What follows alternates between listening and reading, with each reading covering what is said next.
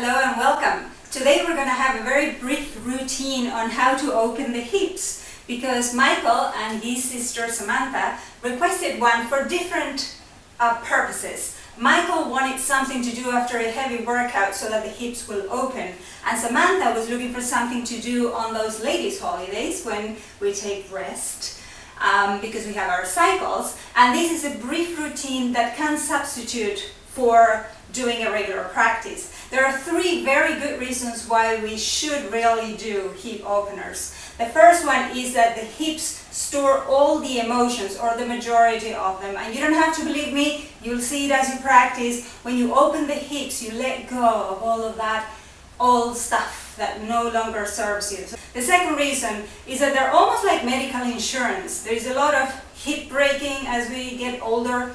And even though this doesn't guarantee anything, at least it helps to keep the hips very healthy.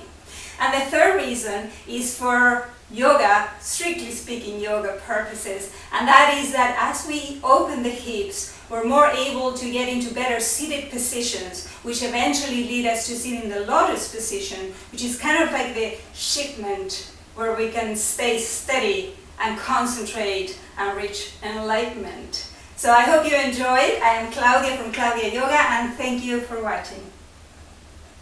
We start laying down from a relaxed position, kind of like savasana. And what we're going to do is bring the knees onto the chest and hug them, or just grab them with your hands, whatever is more comfortable. And we're going to do my favorite, which is rotate the knees over the sacrum. So you are feeling a massage in the sacrum, and you go one side and then you go to the other side, and you just feel this feeling of relaxation in the sacrum area. The sacrum is at the base of the spine. It's connected with the root of everything that happens in yoga as the energy starts channeling upwards. And this massage connects you immediately with it so that it has a profound relaxing effect. So you can stay here even longer when you do this on your own, but for now we're going to just let go and go back to a laying position. From here, we're going to slowly make our way into a four-legged position. Very simple four-legged position. And we're going to do a very simple cat and cow. So we inhale for cat. We curve the spine, tail up. Exhale for cow. Inhale for cow, cat. Exhale for cow.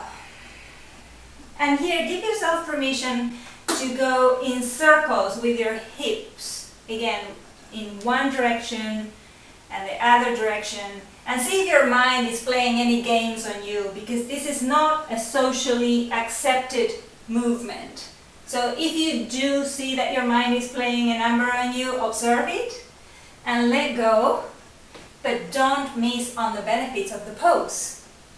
And from here we go onto a down dog. We walk the dog because it's the first one of the day.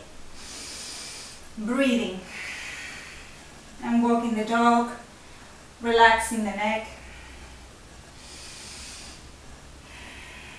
And relax the jaw, the tongue, the roof of the palate.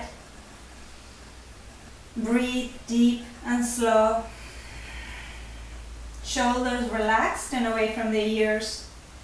We aim for the heels to touch the floor. Abdomen in, but not pushing that much. Quadriceps engaged. Tailbone towards the ceiling. And from here, look front and come into a seated position. Good. From here we're going to go into what is known as the log position. L-O-G. So we pretend that our feet are, our legs are logs, and one will go on top of the other. The idea is that the right heel is on top of the left knee, and the right knee is on top of the left heel. the feet are flexed, and this is difficult. In the beginning you may be up here or there. It takes some time. The idea is to get to where you can. You may not be able to flex the feet just yet, and then elevate yourself out of the pelvis while still feeling that connection to the root, and breathe here.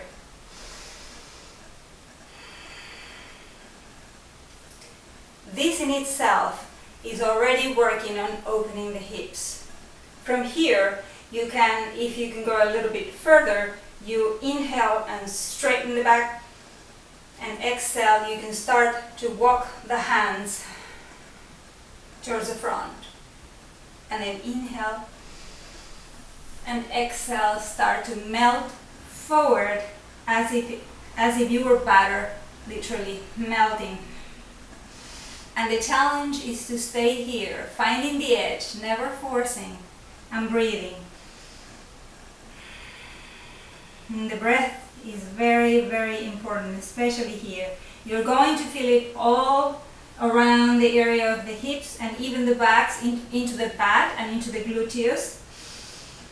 Breathe and stay there at the edge. Then return. And what we're going to do is the right leg is already in position, so we're just going to leave it where it is, somewhat of a 90-degree angle, and we're going to bring the left leg back and try to get it as straight as possible. I'm not that good at this pose. It's a big challenge for me. I can't keep this part of the leg completely straight or parallel to the border of the mat because my hips are not that open yet. But what I do is I come here, I breathe in, and slowly I walk the hands. And I stay here, breathing. If the heel goes a little bit back, that's okay. Take your time and go very slowly. If it goes all the way back, that's also okay. You will start to feel the side of the right leg here opening, and also the hip. So just breathe in and breathe out. And if you can, come all the way down here and put your forehead over your hands. Then you can really breathe deeply in pigeon pose and just stay here. Excellent hip opener. Excellent for releasing anything that doesn't serve you anymore and accessing deeper levels of the subtle body. Now I'm going to come up and I'm going to bring that back leg to the front. Prepare it as if I was going again into the log position, L-O-G. And then bring the right leg back and to aim it so that it's as straight as possible. And we start to feel it here.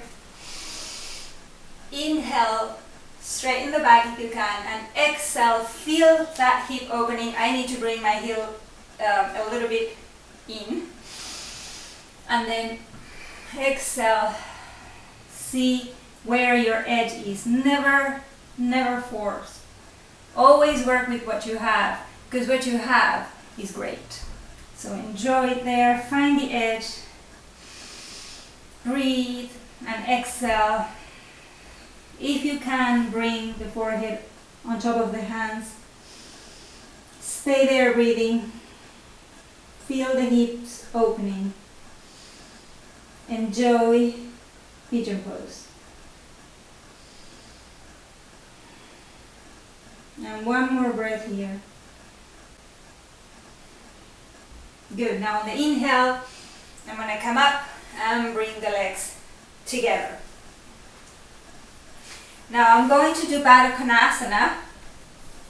And so my feet come together, the legs are spread, knees go to where they can go. Don't do this, don't push them, let them go to where they can. The trick is to keep the heels together, because when the heels are together, you're engaging the root of your body. And it's a subtle movement. It's not one that we can tell right away, but it is happening.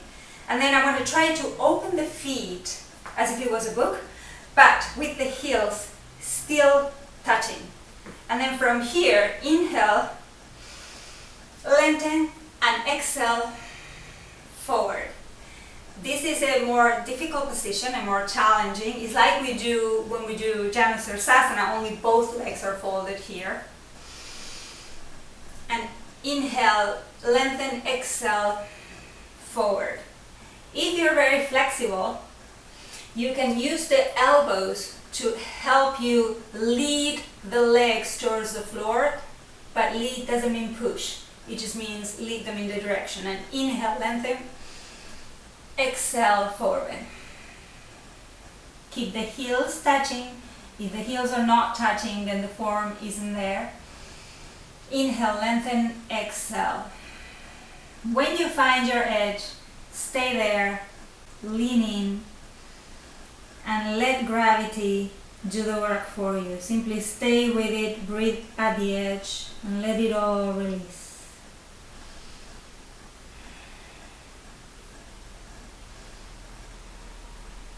On a big inhale, come up.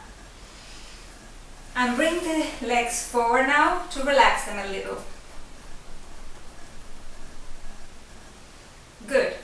One final pose we're going to do is you spread the legs as far as you can without overdoing, so that you can stay straight. If this is impossible, if your back is like this, you can in the beginning put a little sort of supportive cushion underneath your tail so that the back can straighten, because if you're here it's very difficult, so that's okay, yeah?